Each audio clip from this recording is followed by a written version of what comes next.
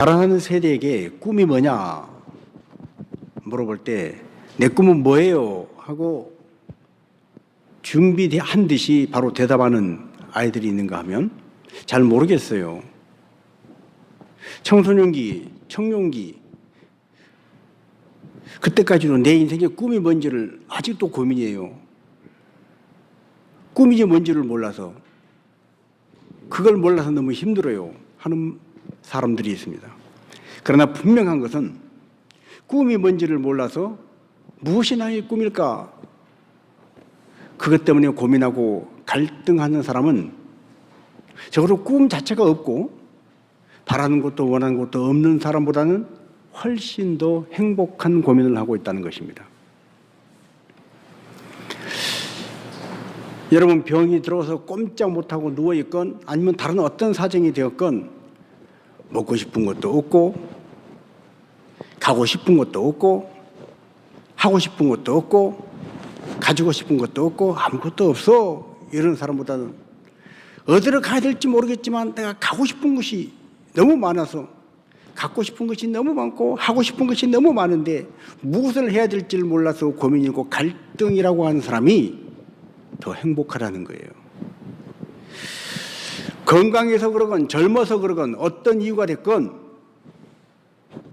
그런 사람은 희망이 있기 까닭입니다. 자, 어릴 때 꿈을 물어보면 저희 때는 그랬습니다. 너나 할 것 없이 너 꿈 뭐냐 그러면 대통령 막 그러고 장군 된다 그러고 대단했습니다. 간혹 가다가 어떤 친구 하나가 꿈이 뭐냐 그랬다가 엿장수요 그랬다가 선생님한테 뒤지게 맞았습니다. 너 장난치냐? 근데 이 아이는 진짜였어요. 자기는 엿이 너무 먹고 싶어서 동네 그 엿 딸랑딸랑 엿가이 두들기고 찾아오는 엿장수 앞에 가서 엿을 마음껏 먹고 싶은데 집에 가지고 있는 양철 일부러 멀쩡한 세숫대야를 막 찌그러 가지고 가서 엿 바꿔 먹고 그것 때문에 엄마한테 혼나고 두들겨 맞고 내가 다음에 엿장수 해야 되겠다. 너무 엿이 먹고 싶어서 그게 진심이었어요. 근데 선생님은 그걸 이해를 못하는 거예요. 요즘도 내 꿈이 뭐냐 그러면 많은 아이들이 연예인이라고 얘기를 합니다. 운동선수라고 얘기를 합니다. 그런데 그중에 어떤 아이가 자기는 집에서 매일 술 먹고 때리는 아빠 밑에서 매일 엄마하고 아빠하고 싸우고 가정이 정상적인 가정이 아니었기 때문에 이 다음에 나는 행복한 가정에서 살았으면 좋겠다. 그래서 선생님이 꿈이 뭐냐고 물어보자마자 기다렸던 듯이 아버지요 그랬습니다. 자기는 정말로 행복한 가정, 정상적인 가정을 책임지는 아버지가 되고 싶은 게 그게 꿈이었어요. 근데 그 말했다고 선생님이 막 아이를 또 때리는 거예요. 그 아이가 왜 그런 말을 했을까? 그걸 상담을 해주고 그리고 그 아이를 이해해 주는 것이 아니라 그렇게 말했다고 막 때렸다는 거예요. 여러분, 우리는 한때 누구나 다 꿈을 꿨던 적이 있고 무언가 바라고 원했던 적이 있습니다. 오늘 온 세대 예배 우리 하율이 하은이 같은 경우는 앞으로 남은 게 꿈만 남은 것 같아요. 얼마나 좋은 때인지 몰라요. 그러나 저부터도 목사님 벌써 그러면 안 돼요. 그런 분이 있겠지만 예전 20대에 비하면 30대에 비하면 꿈, 갖고 싶은 거, 하고 싶은 거 그렇게 열정적이었던 것들이 많이 식었습니다. 자주 드리는 말씀이지만 저는 5월달만 되면 조금 햇빛이 따뜻하면 어디를 가다가 물만 보면 수영하고 싶어서 물만 보면 뛰어들어서 수영하고 싶어서 그 열정이 주체할 수가 없어서 6월, 7월, 8월은 말할 것도 없고 5월달부터 벌써 막 물에 들어가려고 그랬던 적이 있었습니다. 근데 언제부턴가 한참 더운 7월, 8월 달인데도 내과를 지나갔는데도 주변에 사람이 없는데도 불구하고 마음만 먹으면 얼마든지 들어가서 수영할 수 있음에도 불구하고 아유 귀찮다 하는 생각이 드는 거예요. 여러분, 우리는 한때 누구나 다 꿈꾸고 정말 희망을 바라보고 살았습니다. 그러나 살다 보면 몸이 아플 때가 있습니다. 병이 듭니다. 나이가 듭니다. 그래서 결국은 병들고 나이 들어서 죽는 것이 인생의 결말입니까? 사람들은 그렇게 얘기합니다. 아이고, 나이가 들었잖아. 옛날 같지가 않잖아. 몸이 아픈데 뭐. 많은 말들로 우리는 마지막 결론은 결국 죽는 거예요.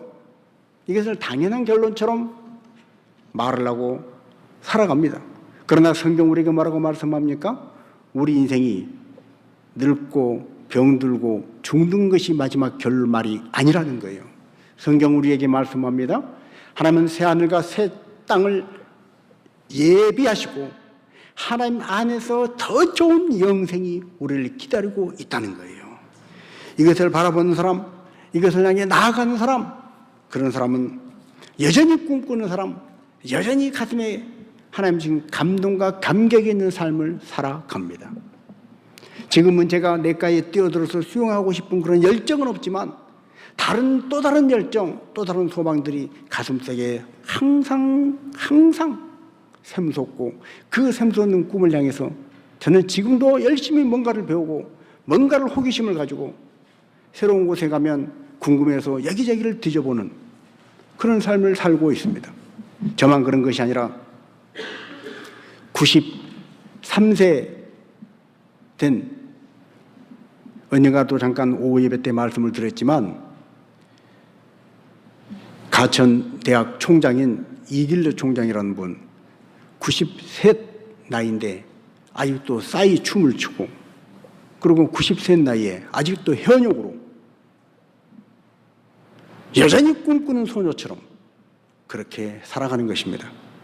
여러분, 이 땅에 100년도 못 살 짧은 인생에도 지치지 않는 꿈을 가지고 살아갈 수 있다면 영원하신 하나님이 주신 말씀을 붙잡고 사는 저와 여러분에게는 그 누구도 이 온 우주의 어떤 세력도 사탄도 악한 영도 끌 수 없는 소망의 불덩어리가 우리 가운데 타올라야 할 줄로 믿습니다.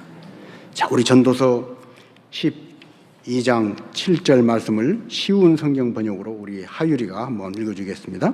한 번씩 번갈아 가면서 읽어주세요. 자, 전도서 12장 7절입니다. 그때 흙으로 만들어진 인간은 흙으로 돌아가고 그 영혼은 그것을 주신 하나님께로 돌아간다. 자, 여러분, 흙으로 만들어진 인간은 흙으로 돌아갑니다. 사람들은 여기까지만 생각합니다. 나이 들었잖아. 옛날 같지가 않잖아. 아이고, 늙었잖아. 어차피 사람은 그렇게 죽어. 옛날엔 꿈꿨지만 지금은 아니야. 그러나 성경은 뭐라고 말합니까? 사람은 흙으로 만든 존재를 뛰어넘어서 하나님이 주신 영혼, 그 영혼을 주신 하나님께로 돌아가는, 그래서 하나님이 주신 진정한 소망이 있는 사람들이라는 거예요. 하나님께로 돌아가서 영원한 생명을 누릴 수 있다.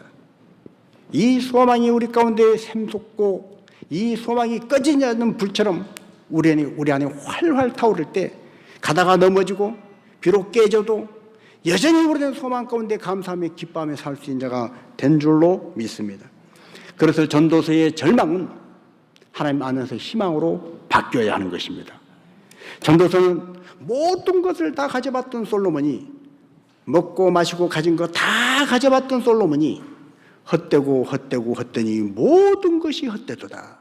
해 아래에 새 것이 없다다. 헛되다는 거예요. 바람을 잡으려는 것 같다는 거예요. 지식이 많아봐야, 지식이 많은 사람은 근심도 많을 뿐이라고 말을 합니다. 그러나 전도서의 결론은 뭡니까?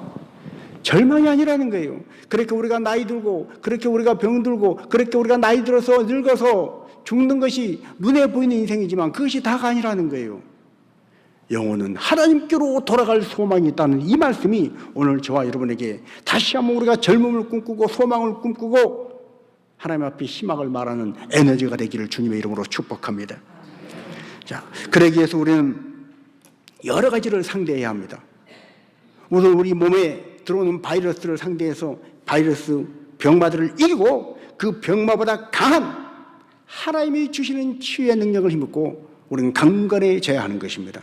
세월을 상대해서 세월이 우리를 후패하게 하고 우리 겉사람을 후패하게 하지만 우리의 속사람은 날로 강건하다는 그 말씀이 내 안에서 살아 숨쉬어야 하는 거예요.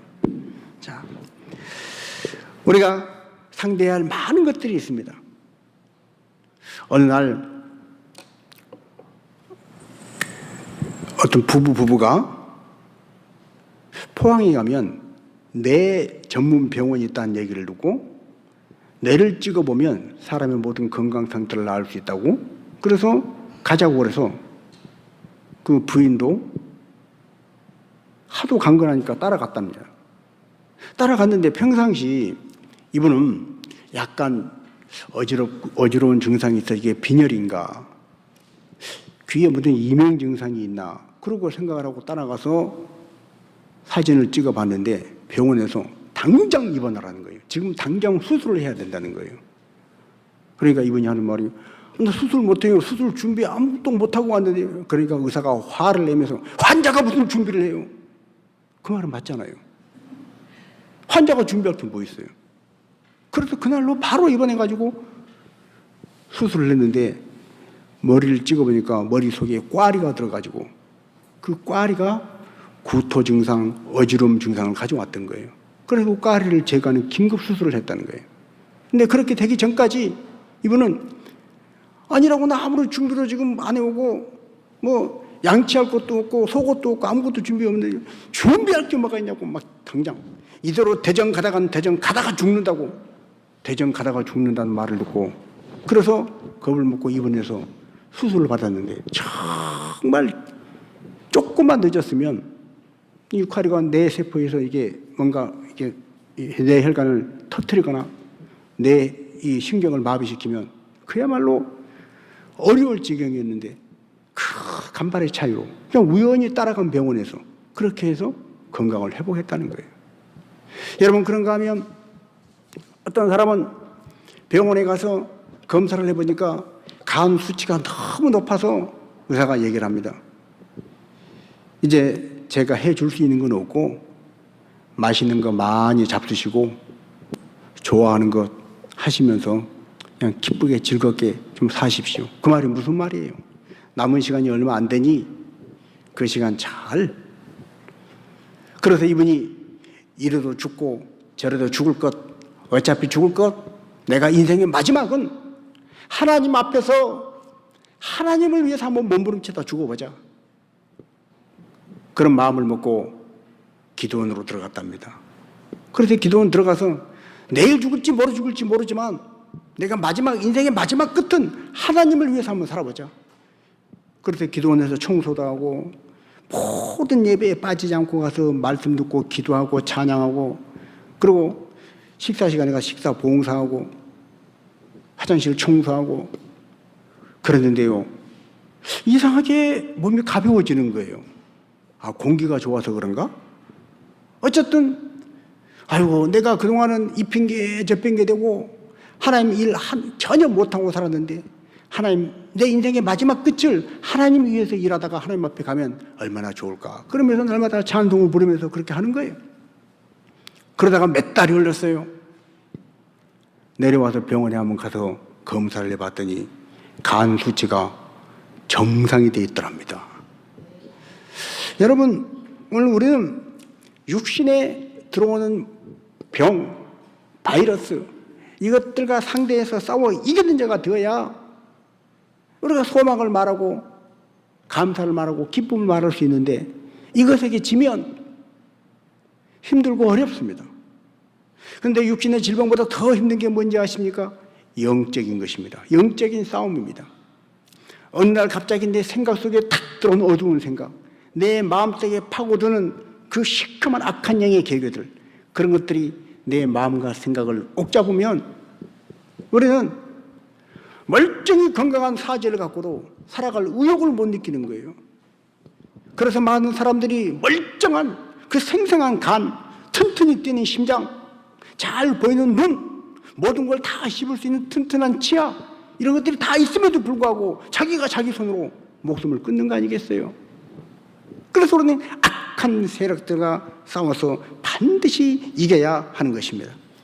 그러게 하기 위해서는 끊임없이 하나님께로부터 생명을 공급받아야 할 줄로 믿습니다. 하나님께로 공급받은 그 힘, 그 능력이 바로 말씀입니다. 하나님은 말씀으로 천지를 창조하셨어요. 그래서 항상 우리 귀에는 말씀이 들려야 돼요. 말씀이 보여야 돼요. 우리 마음속에 말씀이 살아있어야 돼요. 하나님 말씀이 들려오는데 소리로만 들리면 그 영이 죽어가기 시작하는 것입니다. 말씀이 큰 활자로, 아무리 큰 활자로 또렷이 보여줘도 그냥 종이에 새겨진 어떤 활자로만, 글자로만 보이면, 그래서 그 말씀이 내 안에 딱 들어와서 내 안에서 살아 숨쉬는 생명이 되지 못하면, 그 공급을 받지 못하면 사망이 점점 내 안에서 커져가는 거예요. 여러분, 말씀을 들어야 믿음이 생긴다고 그렇습니다. 말씀을 듣고 믿음이 점점 커져야 그 믿음으로 세상을 이기지요. 말씀이 들어와서 내 믿음이 커져야 그 믿음을 가지고 하나님을 기쁘시게 하고 영적 전쟁에서 승리하며 살지요. 그러나 말씀이 차단되면, 말씀이 들어오지 않으면 다 무너져 가는 것이에요. 그래서 우리는 기도해야 합니다. 하나님, 내가 코로나 바이러스 감염되지 않고 독감 바이러스 감염되지 않도록 하나님 나를 지켜주세요. 또한 하나님 말씀이, 생명의 말씀이 내 안에 항상 생생한 음성으로 들려질 수 있도록, 그 말씀이 날마다 생수처럼 가라앉은 내 심령에 생수와 같이 정말 달콤한 그런 말씀이 될 수 있도록, 그 말씀이 항상 내한테 생명수로 공급될 수 있도록 내 마음에 열려지게 하여 주옵소서. 기도해야 하고 또한 우리 주변의 사람들을 위해서 기도해야 할 줄로 믿습니다. 자, 전도서 12장 13절을 공동 번역으로 한번 읽어봅니다. 우리 하은이 같이 한번 읽어봅니다. 큰 소리 읽어주세요. 가까이, 마이크를 가까이 대고요. 들을 만한 말을 다 들었을 테지만 하나님 두려운 줄 알아 그의 분부를 지키라는 말 한마디만 결론으로 하고 싶다. 이것이 인생의 모든 것이다. 아멘. 여러분, 전도서는 인생이 살면서 누리는 쾌락, 희노, 애락 모든 것에 대해서 많은 말들을 했습니다.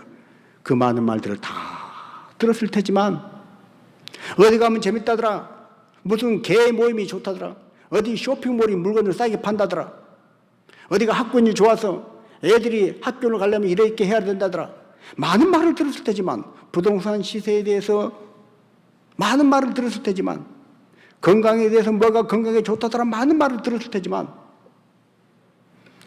하나님 들어온 줄을 알고 그 하나님 분부, 즉 하나님 명령을 지키라는 이 말 한마디만 결론으로 하고 싶다는 것이 전도서의 결론이라는 거예요. 그리고 그것이 바로 인생의 모든 것이라는 것입니다. 여러분, 하나님 말씀이 들리는 인생이 복된 인생인 줄로 믿습니다. 하나님 말씀이 날마다 새롭게 내 음성에, 내 심령에 부딪혀 오는 사람이 참으로 복된 사람인 줄로 믿습니다.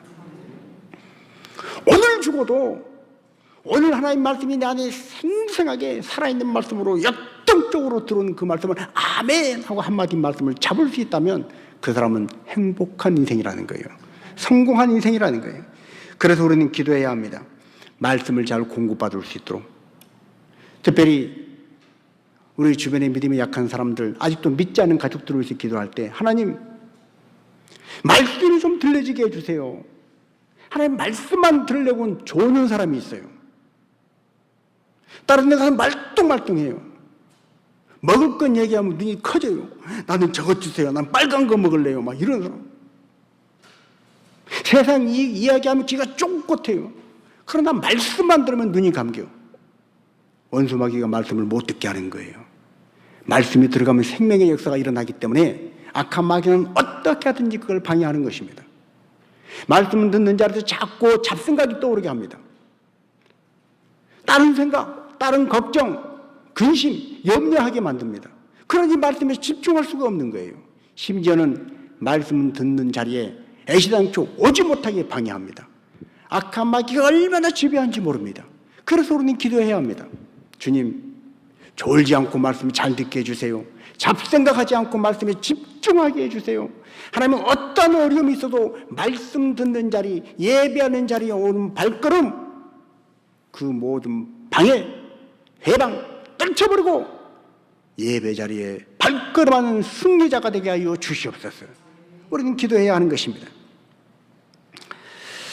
영적 사각지대에 있는 많은 사람들을 위해서 우리가 그렇게 기도할 때 하나님의 말씀이 공급되어지고, 그래서 그 안에 믿음의 불씨가 살아나서 그 믿음이 활활 타는 정작불 같은 믿음이 될 때 결국 그가 이제는 거꾸로 나를 위해서 기도해 줄 거예요.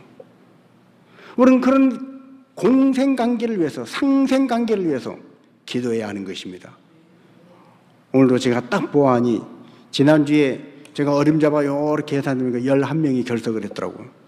오늘도 거의 비슷하게 지금 11명 정도 결석을 한 것 같은데, 목사만 그걸 놓고 기도하는 것이 아니라 여러분이 함께 기도해야 될 줄로 믿습니다. 우리가 함께 기도하고 우리가 함께 그 이름만 불러가며 기도하는 거 별거 아닌 것 같지만, 그가 어느 곳에 가서 어떤 악한 영의 공격을 받든지 우리가 중보의 기도에 화살을 쏴서 그 악한 영들을 물리쳐 줄 때 그가 힘을 얻고 일어나는 거예요. 그래서 믿음이 연약한 자들, 예배자로 서지 못하는 자들을 예배자로 설 수 있도록 우리는 끊임없이 그들에게 믿음의 영적인 수혈이 되도록 기도해야 하는 것입니다. 그래서 믿음이 언제나 작동하는 믿음이 되어야 하는 것입니다. 인생을 살아가다가 하나님 믿는다고 그러는데 결정적인 순간에 믿음이 움직이지 않으면 그 믿음은 소용이 없습니다. 지금 믿음을 써 먹어야 할 텐데 믿음이 고장이 나서 작동이 안 되면 이름만 믿음이지 아무런 소용이 없다는 거예요. 세탁기가 아무리 좋은 게 있어도 세탁기가 고장이 났거나 전원 공급이 안 되면 그 멀쩡한 좋은 세탁기 놔두고 옆에서 손빨래 해야 하는 거예요. 그래서 우리는 흔들리지 않는 믿음, 임시 방편의 믿음이 아닌 언제나 변함없는 살아있는 믿음이 되도록 우리는 기도해야 할 줄로 믿습니다. 자, 우리 아가서 오늘 2장 15절 말씀 우리 하율이 조금 더 세게 크게 읽었어요. 우리를 위하여 여우 곧 포도원을 허는 작은 여우를 잡으라. 우리의 포도원에 꽃이 피었음이라. 자, 우리가 그렇게 영적인 힘과 영적인 박진감을 가지고 살아가려면 하나님과 우리의 사이에 있는 그 사랑의 포도원을 헐어버리려고 하는 작은 여우가 숨어 있어요. 여우 그림이 제가 미술을 잘 못했는데 이게 여우라고 쳐요. 이 작은 여우가 포도원을 헐어버린다는 거예요. 여러분, 지금도 여우는 많은 사람들을 착각하게 합니다. 나 하나님 믿어. 하나님 믿는데 교회 안 나와요. 하나님 믿어. 믿는데 예배하지 않아요. 하나님은 말씀하십니다. 내 백성은 나와 제사로 언약된 백성이니라. 무슨 말이에요? 하나님 앞에 나와 예배하기로 계약된 백성이라는 거예요. 계약서를 썼다는 거예요. 하나님을 정말로 믿는 사람은 하나님이 예배자로 부르실 때 예배하는 자리에 있어야 한다는 거예요. 그런데 머리로만 나도 하나님 믿어, 나도 심정적으로 하나님 믿어 그러면서 예배하지 않는 사람, 하나님 앞에 기본 계약을 이행하지 않는 사람은, 계약을 무효화시키는 사람은 하나님 믿는다고 말만 하지 그것이 자기 착각일 수 있다는 거예요. 여러분, 어떤 사람을 짝사랑하는데 너무 좋아하는데 마음속으로만 너무너무 사랑하고 겉으로 한 번도 표현을 못해가지고 수십 년이 지난 다음에 동창회에서 만나가지고 그때서야 내가 너 얼마나 좋아했는지 알아? 그러니 나도 사실은 너 좋아했는데 어메 이거 도대체 이게 말을 해야 될 거 아니에요. 말을. 예배에 나와서 하나님 앞에 사랑의 고백을 해야 할 자가 나도 하나님 믿어 심정적으로만 그렇게 말을 하고 예배하지 않는 그에게, 예배하지 못하게 하는 그 작은 여우를 우리가 잡아서 쫓아내야 한다는 거예요. 자, 그렇다면 포도원을 허는 작은 여우는 뭔가? 여러분, 오늘 포도원에 뭐이 피었다고 그랬어요? 포도원에 꽃이 피었다. 여러분, 들에 가다가 어떤 나무에 꽃이 피어 있을 때 사람들이 그걸 꺾나요? 꽃이 안 핀 것을 꺾나요? 사람들이 꽃이 피면 꺾어요. 근데 꽃은 거의 대부분이 꽃이 피는 이유는 왜 피는 거예요? 여러분 정말 똑똑해. 천재예요. 그래요. 열매를 맺기 위함이에요. 열매를 맺기 위함. 그런데 사람들은 꽃이 피면 이쁘다고 그 이쁜 꽃을 꺾습니다. 열매가 맺히기 전에 꺾어버립니다. 여우가 바로 그런 역할을 한다는 거예요. 포도원에 꽃이 피어서 이제 열매가 막 맺혀야 하는데 여우는 그 꽃을 열매도 맺기 전에 헐어버리는 거예요. 그 작은 여우를 잡아야 한다. 자, 첫 번째 작은 여우는 뭔가? 첫 번째 작은 여우는 방심입니다. 자기 방심. 우리는 부지불식간에 뭔가 일이 잘 되고 문제가 없고 기도해야 되겠어. 큰일 났어. 기도해야 되는데 이러지 않고 특별히 다급하게 기도할 제목도 없고 그럴 때 우리는 이만하면 돼 하고 안주합니다. 나를 배부르게 하고 나를 걱정 근심 없게 하는 안락함, 그것을 하나님처럼 여기고 하나님보다 더 귀하게 여깁니다. 이것이 작은 여우라는 거예요. 여러분, 우리 인생을 살아가면서 하나님보다 그 어떤 것도 더 귀할 수 없다는 것을 명심 또 명심하시기 바랍니다. 아무런 문제가 없고 이만하면 편안해. 이제 안심해야 하는 그것도, 안심하는 그것이 하나님보다 귀할 수는 없다는 거예요. 무슨 말이에요? 좀 불안해도, 조금 문제가 있어도, 조금 어려움이 있어도 하나님이 계시고 하나님이 가라고 하신 그 길, 하나님께서 인도하시는 그곳이 우리가 하나님을 우선으로 하고 살아가는 신앙인이 있어야 될 자리라는 거예요. 여긴 따뜻해. 따뜻한 곳이 하나님보다 더 좋은 곳이 되어서는 안 됩니다. 비록 저곳이 이곳보다 덜 따뜻하고 추워도 하나님의 뜻이 거기 있는 것이 하나님의 뜻이라면, 그래서 하나님이 그곳에서 나와 함께하기를 원하신다면 우리는 덜 따뜻해도 추운 그곳이 하나님이 계시기 까닭에 우리의 선택지가 되어야 한다는 거예요.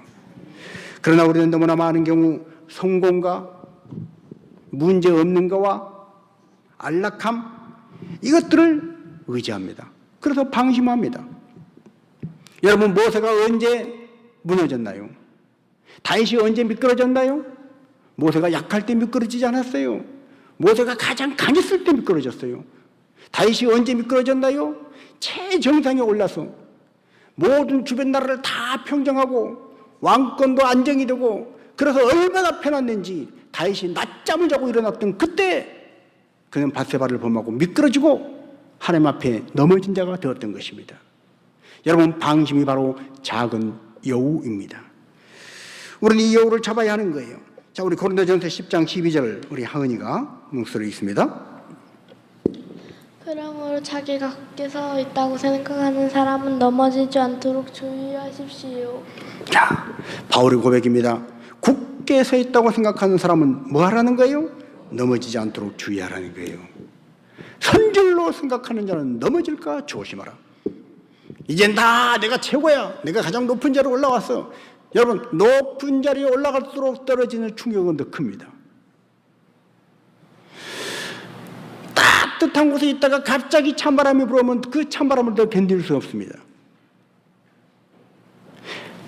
야외에 밖에 있던 사람은 찬바람이 불어와도 원래 맞았던 찬바람이기 때문에 금방 적응하지만, 모든 것이 가려져 있던 따뜻한 곳에 있던 사람이 모든 것이 다 휘장이 없어지고 깨지고 문이 열려지고 갑자기 찬바람이 불어오면 옷 다 벗고 있다가 방심하다가 당하는 거예요.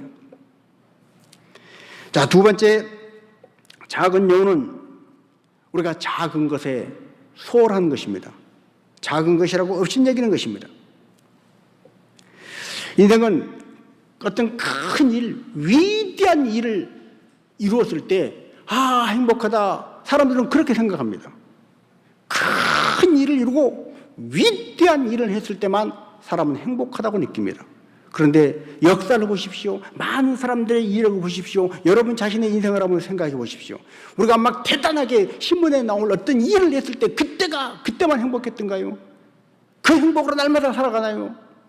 그 행복이 우리를 인생을 매일매일 살아갈 힘을 주나요? 아니에요. 우리를 진정 행복하게 지치지 않고 우리 인생을 살아가게 하는 것은 삶의 소소한 작은 일들, 그 작은 일에서 오는 행복이 우리를 살리는 것입니다. 그래서 요즘 사람들이 잘하는 말이 뭐예요? 소확행이에요. 소확행. 작지만 확실한 행복. 소확행. 자, 어떤 분이 개를 훈련시키는 책을 읽다가 우리 남편한테 이렇게 하면 되겠구나. 그리고 좋은 힌트를 얻어가지고 그 개 훈련시키는 책에다가 메모를 해가면서 이렇게 남편한테 이렇게 해야지. 그리고 다 적었다는 거예요. 그래서 그날부터 남편 오면 머리를 쓰다듬어 주고 이게 남편 옆구리를 긁어주고 뭘 해더니 잘했어. 그리고 뭐를 마시면 상으로 이 개 훈련시킬 때 이게 뭐 맛있는 거 주듯이 이게 상이야 빈도대 붙여주고 남편이 확 바뀌더라는 거예요. 막 상냥해지고 자기가 원하는 남편으로 바뀌어가더라는 거예요. 너무너무 바로 이거야. 개 훈련시키는 방법이 너무너무 좋아. 그런데 어느 날 앞불사 그 남편이 그만 이 개 훈련시키는 책을 보고 말았어요. 자기 아내가 그 책에다가 남편한테 오늘은 사과를 이쁘게 깎아서 상이라고 줘야지. 저거는 내가 며칠 전에 얻어먹은 사과가 그 사과야? 그러면 나를 개 취급을 했구만. 그러면서 남편이 하루아침에 다시 돌변하고 옛날처럼 그냥 엉망으로 돌아가서 나를 개 취급을 하니. 그런 놀라운 건 뭔지 아십니까? 그럼에도 불구하고 그 남편이 돌아서서 하는 말이 비록 개 취급을 당하긴 했지만 그래도 칭찬 듣고 상을 받고 그것이 좋고 그게 행복이었다는 거예요. 여러분, 작은 것, 인생을 살아가면서 작은 것, 우리 인생을 좌지우지하는 그 작은 것들, 그것들이 우리의 인생의 행복을 좌우한다는 것입니다. 자, 우리 마태복음 25장 21절 쉬운 성경, 우리 하율이 마이크를 좀 가까이 대고 읽어보세요. 주인이 대답했다. 참 잘했구나. 너는 착하고 신실한 종이다. 내가 적은 것에 최선을 다했으니 내 훨씬 더 많은 것을 너에게 맡기겠다. 주인과 함께 기쁨을 누려라. 참 잘했다. 착하고 신실한 종이다. 뭐예요? 적은 것에 최선을 다했을 때 작은 일을 무시하지 않고 작은 일에 성실하게 임했을 때 그런 칭찬을 받았다는 거예요. 자, 누가복음 16장 10절도 우리 하은이 한번 읽어봅니다. 마이크 가까이 대고요. 지극히 작은 것에 충성된 자는 큰 것에도 충성되고 지극히 작은 것에 불의한 자는 큰 것에도 불의한. 여러분, 지극히 작은 것에 충성된 자, 그 사람이 큰 것에도 충성할 수 있다는 거예요. 별 볼일 아닌 것 같은 거 매일매일 하는 새벽기도, 그 잠깐 새벽기도 메시지 길어봐야 15분인데 그 잠깐 시간 맞춰놓고 참석하는 그것이 여러분의 인생을 하나님 말씀과 함께 어느 곳에 가든지 실족하지 않고 나도 모르는 순간에 악한 영의 공격으로부터 나를 지켜주는 하나님의 보호막이 되고 막로가 되어서 나를 이끌어가는 것이 된다는 거예요. 여러분, 작은 습관들, 이것들을 무시하지 마십시오. 그것이 우리를 지킨다는 거예요. 자, 그런데 그런 작은 것 중에 가장 중요한 게 뭐냐? 우리 인생에서 가장 중요하게 얘기할, 신경 써야 될 것, 그건 말이라는 거예요. 말은 쉽게 할 수 있잖아요. 말은 입만 벌리면 할 수 있잖아요. 그런데 이 말 한마디가 인생을 나락으로 떨어지게 할 수도 있다는 거예요. 자, 우리 야고보서 3장 4절 5절 말씀을 쉬운 성경 버전으로 같이 한번 읽습니다. 큰 배가 강풍에 밀려 휩쓸리지만 그 배를 조종하는 것은 매우 작은 키 하나에 불과합니다. 키를 조종하는 항해사가 자기 뜻대로 배가 가는 방향을 결정할 수 있습니다. 혀도 마찬가지입니다. 몸 가운데 지극히 작은 부분이지만 큰 일을 행함으로 합니다. 큰 산불도 아주 조그만 부스지에서 시작하지 않습니까? 자, 우리 몸 가운데서 지체 중에서 지극히 작은 부분, 그 혀, 이 혀가 온 산을 큰 불에 휩싸여서 산을 다 태워버릴 만큼, 생의 바퀴를 태워버릴 만큼 엄청난 일이 말을 통해서 이루어진다는 것입니다. 여러분, 입술에 30초가 가슴에 30년이란 말이 있습니다. 입술에 30초가 가슴에 30년. 말 한마디가 한 사람을 살리기도 하고 죽이기도 하는 것입니다. 그래서 우리의 말의 절호는 항상 하나님의 말씀이 되어야 할 줄로 믿습니다. 자, 믿음의 힘을 빼는 것들이 많이 있습니다. 의심하게 하는 것들, 불평하게 하는 것들, 불만 가지게 하는 것들. 그 균 중에 가장 악랄한 균이 뭐예요? 바로 말이라는 거예요. 교회 공동체도 마찬가지입니다. 담임 목사를 신뢰하지 못하게 은근히 아닌 척하면서 교묘하게 말 한마디 집어넣어서 의심하게 만들고, 불순종하게 만들고, 불만 가지게 만들고, 이 악한 말 한마디가 포도원을 허는 작은 여우와 같다는 거예요. 오늘 나는 내 말로 하나님 나라를 세워가는가? 아니면 포도원을 헐고 있는가? 믿음의 사람들을 더 기도하게 만드는가? 예배하게 만들고 있는가? 충성하게 하고 있는가? 아니면 의심하게 만들고 불평하게 만들고 불만을 가지게 만들고, 내 말은 어느 쪽인가? 그 말로 인하여 하나님께서 우리에게 주신 것은 심판날에 네가 무슨 무익한 말을 할지라도 그 말로 말미암아 네가 신문을 받으리라. 자, 세 번째 작은 용어는 오해입니다. 여러분, 여우는 의심이 많은 짐승이에요. 여우는 얼마나 의심이 많은지 모릅니다. 그래서 이런저런 오해를 자꾸 불러일으킵니다. 우리 인생에서 오해가 있을 때 오해를 푸는 방법은 뭡니까? 솔직한 대화입니다. 터놓고 대화하는 거예요.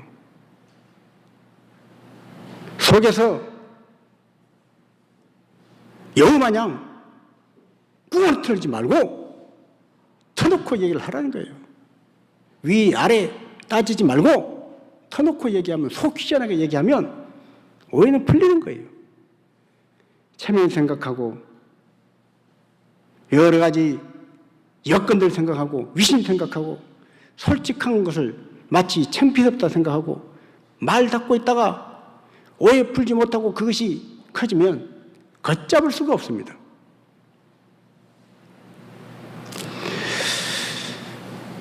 그래서 우리는 오해가 아닌 이해를 통해서 하나님이 우리에게 주신 소망의 길로 걸어가야 하는 것입니다. 자, 네 번째로 조급함이에요. 조급함. 꽃이 피었는데 이제 곧 열매가 맺힐 텐데 열매를 기다리지 않고 꽃을 꺾어버린 여우는 이솝 우화에도 나오지만 아직 포도가 있기 전에 신포도일 때 그 포도를 따먹고 여우가 하는 말이 뭐예요? 이솝 우화에 저 꼭대기에 있는 다 익은 포도를 보고 저것도 실 거야. 여러분, 우리 인생에 이 여우처럼 살아가는 면면들이 얼마나 많은가요? 우리는 얼마나 빨리빨리 병에 중독되어 있는지 모릅니다. 빨리 돈 벌고 싶습니다. 빨리 성장하고 싶습니다. 빨리 행복하고 싶습니다.